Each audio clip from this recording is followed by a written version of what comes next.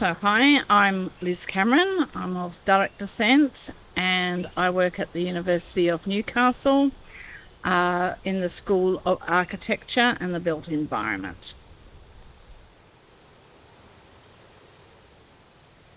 So probably starting from school, I didn't enjoy school that much, wasn't very good at it, and was told I was a bit of a dreamer.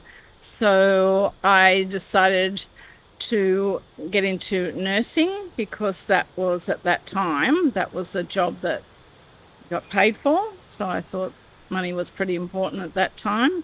So I took up nursing, and I lasted there about 3 years, and then I went into the creative arts. From there, I went into some postgrad studies at Macquarie University, which was on Indigenous social health.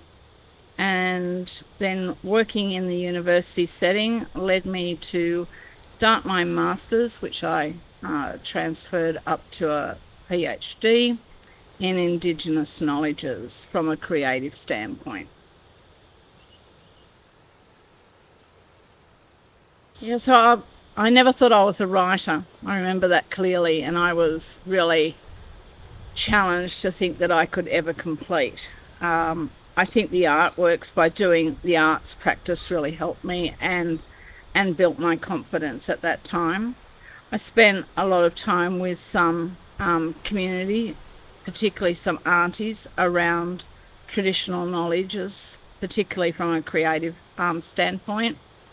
I started to build more knowledge as I went on, which led to different avenues to look at, what was important about traditional knowledge. I guess my main mission was to restore and revive some of the traditional knowledges, particularly around creativity.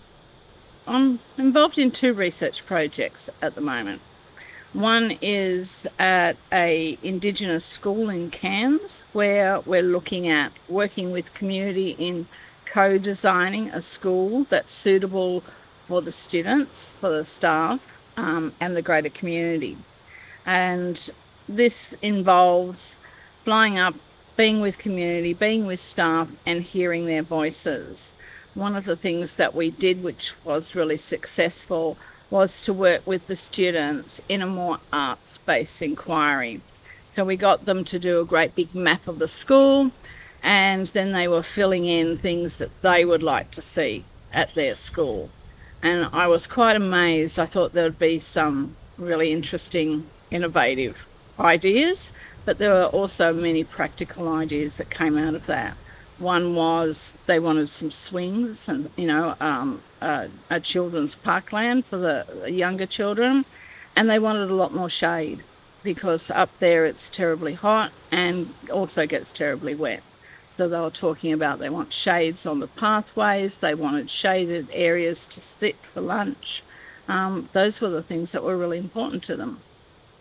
The other project that I'm going to be working on next year is with some colleagues and community groups about looking at edible and medicinal plants from my country around the Hawkesbury River, or Dharug River as it's called. And we're investigating what plants are still around, what value they can still have, and how do we preserve them and educate local community about their value. So one of those is the yams. We're going to be looking at not the little daisy, but trying to find the larger size yam and looking at some of the health benefits from some of the traditional plants, natives.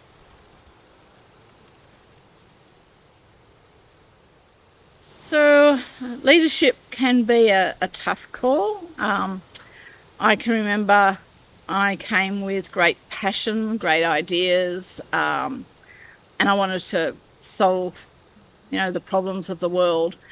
But when I actually went down to a university in Victoria, it was more about listening to the students, listening to the staff and the local community, and working out ways we can build together to improve the educational outcomes for Indigenous students. So some of the things you need to, in leadership role, is to really navigate some of the data that's available to you through universities or libraries or different research areas, just to, determine what are some of the gaps in service delivery, what are some of the improvements that you can make, and what does the general community think is needed in an Indigenous centre.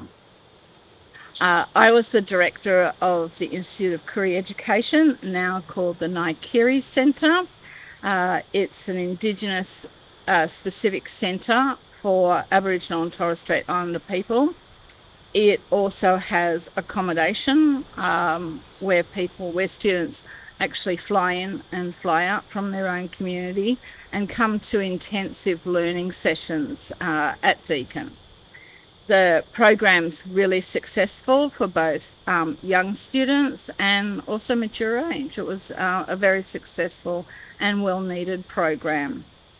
One of the targets that was really important to me in leading Indigenous education was to fill some of the gaps, particularly in the sciences area and environmental space. I think we need a lot more people thinking about caring for country techniques, also managing country better than we're doing at the moment, and protecting country is really important.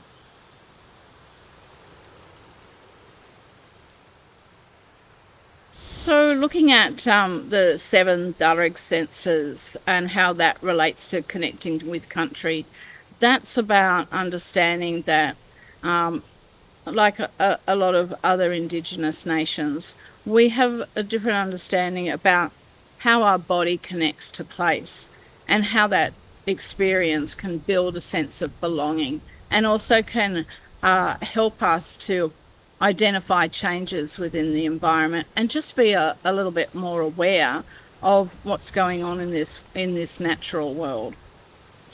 So we have the 5 Western senses, the sight, smell, etc., but we don't categorize them.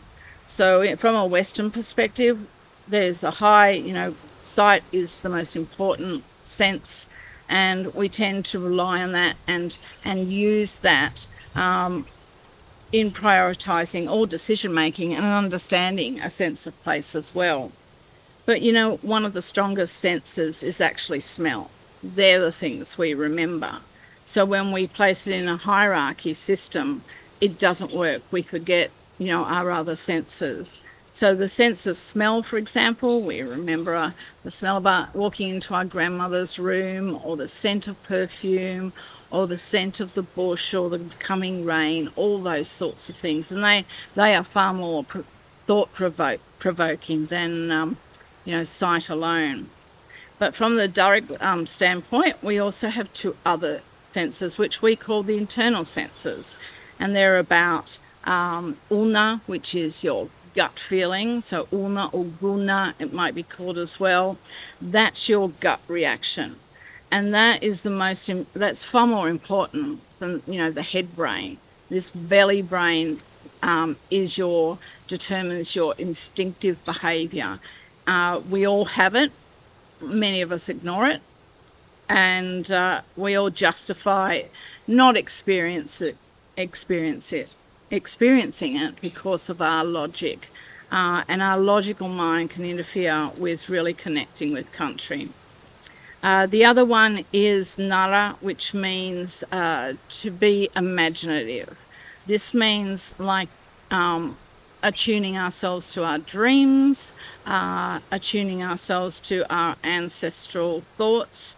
An example of that might be when I'm actually painting, and I might be painting right into the late at night time, and then I'll realise, oh no, I've made this awful mistake, and I'll stop work and I'll actually go to bed and fall asleep, and I'll wish for a dream, I often have these dreams where I believe my ancestors guide me into making the right decision. So it's about problem solving too. And so I'm known to rush down at 3 o'clock in the morning and have the solution to the problem, finish the painting, and it's done. And I feel really confident about it. So those two internal senses are really important and should not be overlooked when we look at connecting with country, building our sense of awareness of place, and really feeling that these internal senses are just as important as our external senses.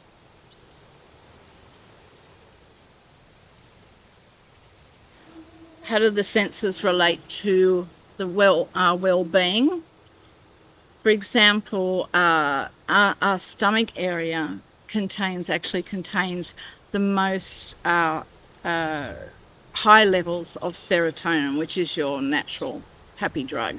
And I think many Westerners tend to focus on the mental health rather than the gut health. And I think if we change some of these perceptions and started to care for our gut, including, what we eat, what we drink, what we consume, and listen to those little ripples or rhythms that we have within the gut, we would probably be a lot healthier and more connected to country and ourselves.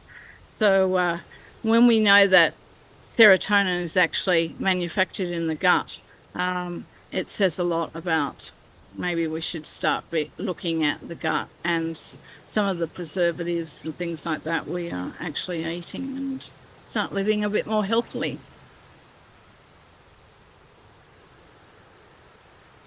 So one of the philosophies a lot of Indigenous nations have is healthy country, healthy people, where Western society may think the other way around. Healthy country guarantees healthy people. And I think when we start to look at caring for country and caring for our landscape, including all living and non-living things, we'll be able to understand not only ourselves, but the health that surrounds ourselves within country. And I think this is often a neglected area because people tend to prioritise their own health over others.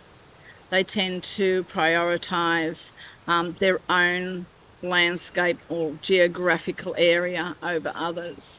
They tend to have a lack of disconnection, like they feel disconnected with place because they might be new migrants to Australia, or they might have been living here but don't have that long ancestral lineage.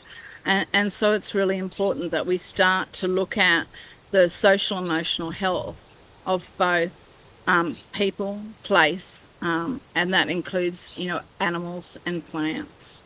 We can no longer start neglecting country, because when we neglect country, we will neglect ourselves.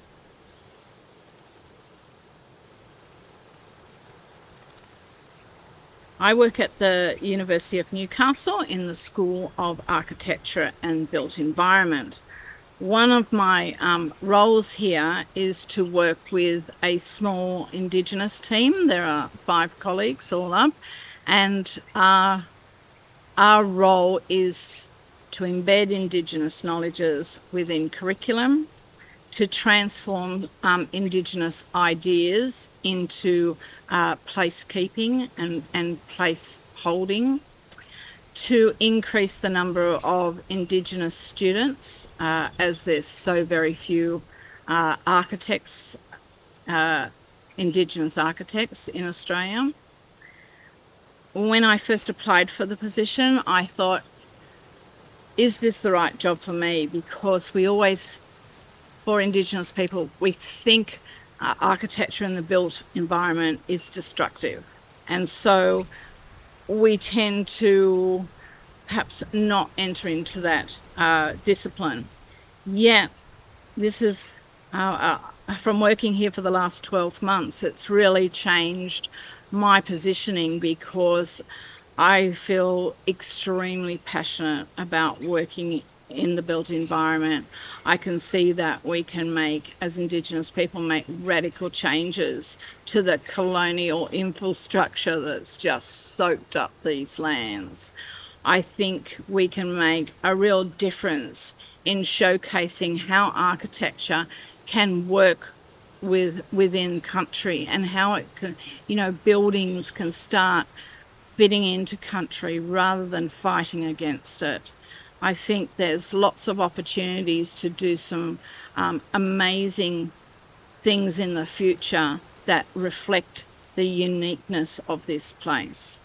So when we think of architecture now, we see, fabulous buildings such as the Opera House perhaps, or some skyrise, or it might be a building, a house, a residential house, for example.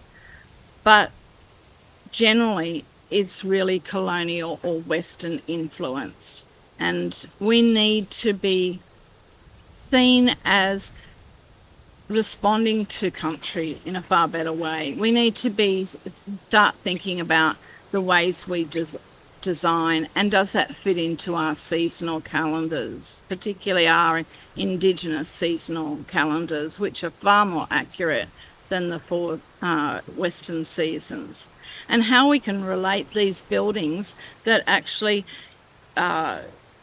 just sit within the environment rather than really stick out. So that's the work we do at the moment.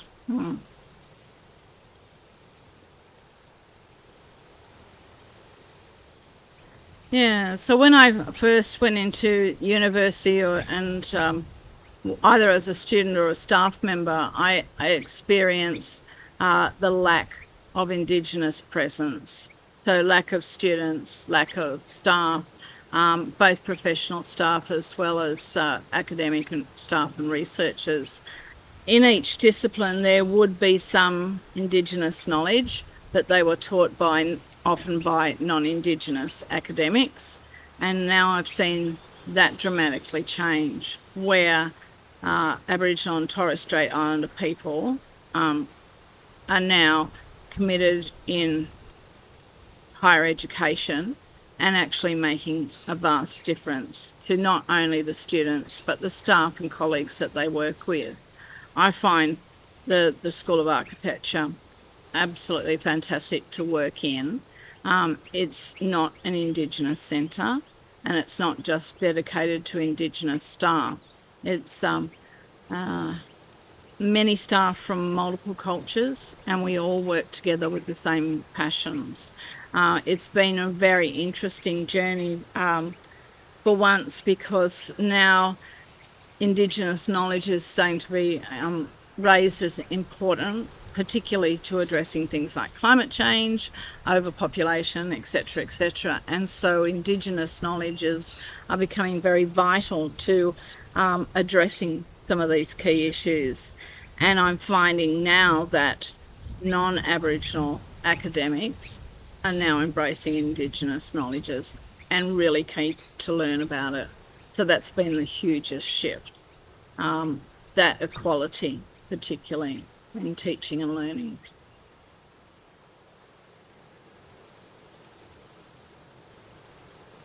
When I look at the equity within higher education, there are still some challenges. There are challenges within funding. There are challenges within relocation of staff and students. So I'm talking about when someone may be living in a rural or a remote area, wants to go to university, and they choose, say, a Sydney-based university. It's often challenging to relocate. They mightn't know kin or friends. They might find that transformation from very different landscapes quite confronting. They may be what's called longing for home, or longing for community, so they might experience homesickness as well. I think the really important things that over the years that we have done is acknowledge these challenges really impact on each student and staff that relocate as well. And I think that there's been a lot of people working very hard to create safe cultural spaces for Aboriginal and Torres Strait Islander people.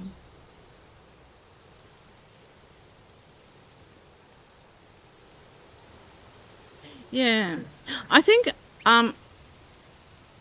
I think a lot of work still needs to be done, particularly in the environmental learning space. Uh, and I note that many universities still to this day do not have an Indigenous, Aboriginal or Torres Strait Islander academic researcher on board so that students are immersed in Indigenous knowledges. I think there's still some non-Indigenous people playing that role or taking that role, and need to really step aside and make some spaces for Aboriginal and Torres Strait Islander professionals. I think there's also needs to be a lot of recognition about qualifications. I put Indigenous knowledges on par with any master's, PhD or degree.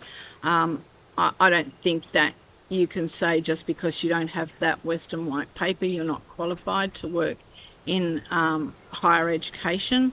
I think the value of, particularly when you look at fire stick farming or cultural burning, whatever you call that, that those knowledges are so vital for this country. And we've just looked at, 200 and so years of complete neglect of our environment. And so with outback burning or fire stick farming, we're heading into some really terrible future if we don't start doing something. And it's not about, bushfires are not about, the burning down of trees and perhaps some buildings. It's about the destruction they do to our native animals, as well as the danger they are to people. The amount of, the koala population, for example, is just extraordinary in decline. And along with the 2021 environmental report in New South Wales that states New South Wales is leading in the decline of all marsupials. And it's time we started to take responsibility for that and have a sense of obligation to place in caring for place. Living here means nurturing our natural world as well. And I think having Indigenous knowledges within higher education in environmental courses should be just mandatory.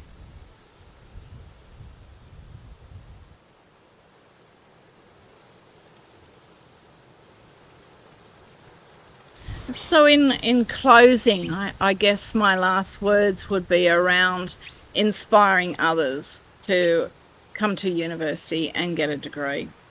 I think we are all capable of getting that little bit of white paper, and we're all capable of installing Indigenous knowledges within every discipline of universities. I don't want people to think that they're not good enough, they're not capable of learning. I came from a very basic learning background. I believe it wasn't my capacity to learn, it was more about my commitment. And when you have a very strong personal commitment, you will achieve a great deal. And look at that big blue tongue.